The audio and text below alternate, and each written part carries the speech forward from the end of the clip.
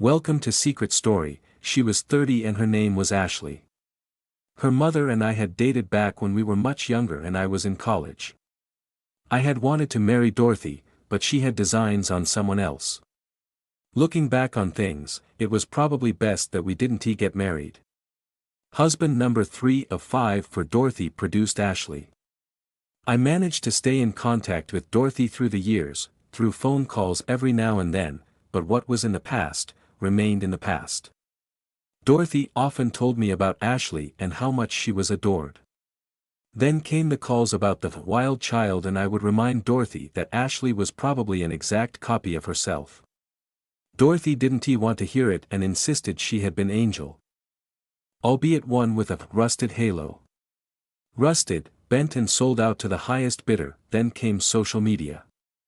Social media allowed me to connect with Dorothy on a whole different level. I now had access to photos. Naturally, Ashley became inquisitive about the guy from Texas who was always posting comments on her mother's Facebook page. I also knew the entire family and was very well thought of. As far as I could tell, Dorothy had been very much a wild child and I was happy to see it all coming back to roost. Ashley married at 19 and then was divorced a year later. Ashley then decided she was a lesbian and was proud to announce on social media, as much even through her Southern Baptist family was absolutely horrified. Ashley back channel messaged me and said she really wasn't gay, but just wanted to wake everyone up to the reality that gay people were absolutely okay. Ashley had a series of boyfriends, but none of them seemed to stick. Frustrated with life in a small town, she decided to go to college and become a nurse. She struggled and when she wanted to quit, I urged her to not do so. I soon became pretty good friends with Ashley through the magic of social media, providing her advice and listening whenever she had issues. Then one day, out of the clear blue, I got a phone call. I recognized the area code but didn't recognize the number. "Do you know who this is?" the sweet and charming voice asked. I had no clue. "Ash," she replied. It took me a second to collect my thoughts. She laughed, when I finally figured out who she was. I was surprised. Chatting with someone on social media is not the same as talking to them on the phone. We talked for about an hour. It was as though we both had known each other a lifetime. That it was great to put a voice with a photo. Ashley was like a carbon copy of her mother. "Can we just keep this between us?" Ashley asked towards the end of the call. "Keep what between us?" I asked. "Our chats," Ashley responded.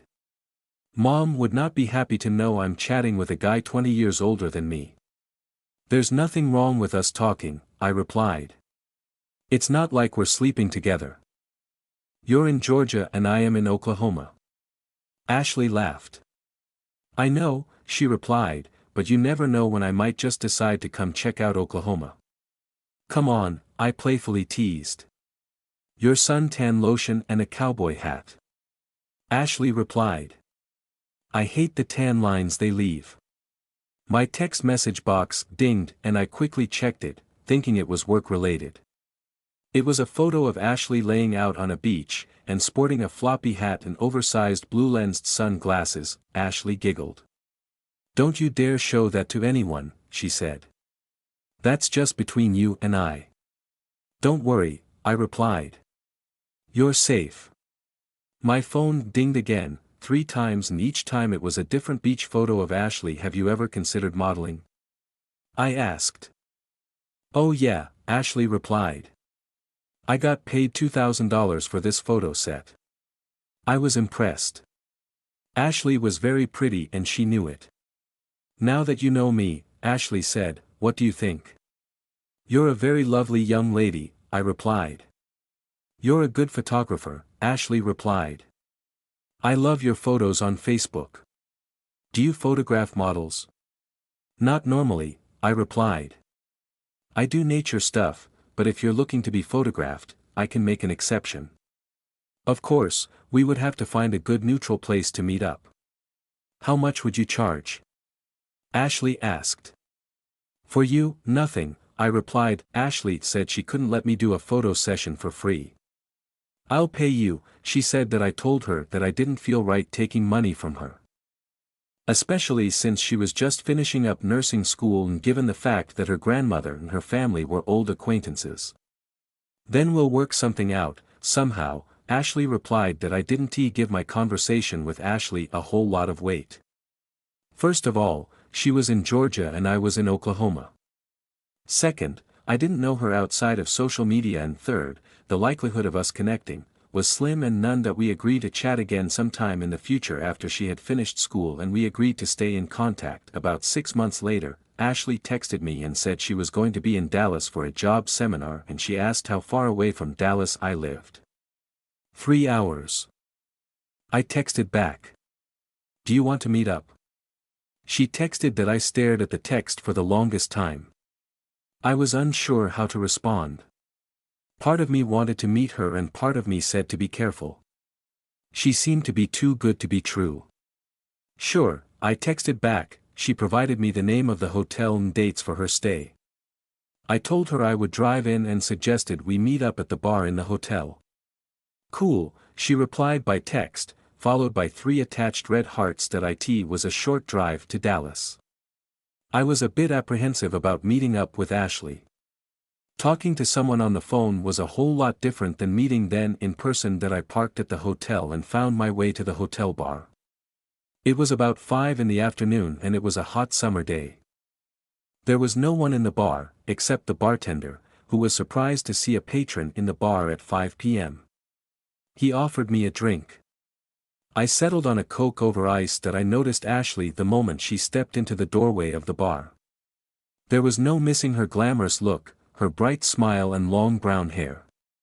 She was a definite head-turner, decked out in heels, skin-tight designer jeans and a loose-fitting white, button-down blouse that showed off her svelte figure very well. She walked straight towards me, her arms open and smiling. I slipped off the bar stool and we hugged. Oh my God, she smelled so wonderful and she was so very refreshingly cute. "You're taller than I expected," Ashley said as she slipped onto a bar stool. 6'4", I replied. I was 6'5", but I shrunk a while back. Ashley laughed. She reminded me so very much of her mother. "You're really pretty," I told her. "Got that from Mom," Ashley replied. "Snarkiness too," I added. "Yeah," Ashley replied, and her sense of humor. I took in a deep breath and exhaled. I was nervous. I was out of my league. "Calm down," she said. "I don't bite." "I wouldn't care if you did," I jokingly replied. "Do you want to go somewhere?" Ashley asked, casually flipping her long brown hair back over her shoulder. "Have you ate?" I asked. "I had a late lunch," she replied. "We can just walk around if you want to," I suggested. "Sure," she replied. We walked to the lobby. I asked her if she had ever been to Dallas and she said she had not. She said the job fair didn't start until the next day and that she had come in a day early just to get a feel for the city. "Oh," I replied, "I thought you came in early just to see me." That too, Ashley quickly noted. There wasn't a lot to see in the lobby. I was about to suggest that we go for a drive, when Ashley asked if I wanted to check out the view of the city from her room. "It is the coolest view," Ashley declared. "Sure," I replied. She was a good foot shorter than me, in heels, so I suspect she was about 5'4" or so. She punched the button to the 28th floor and we watched as the numbers rolled by on the screen over the door. Ding! 28th floor, announced the voice from the elevator control box. Ashley led the way down the narrow hallway to suite 2815. I walked slightly behind her. Halfway down the hall she reached back and took my hand in hers. "Come on, silly," she playfully teased. She slipped the access card into the door and I followed her into the large suite, with floor-to-ceiling windows that provided a fantastic view of the cityscape. "What do you think?" she asked as I stood looking out the windows. "What a great view," I told her. "Yeah, the view is great," Ashley replied. From behind me that I turned and chuckled. "You're a mess," I teased. I was talking about the view outside the window. Yeah, Ashley replied. That looks good as well. Ashley slipped out of her stiletto heels and launched herself onto the bed, turning onto her side, propping her head up with one hand. What about the view over here? Ashley suggestively replied in a very. She couldn't have made her intentions any clearer.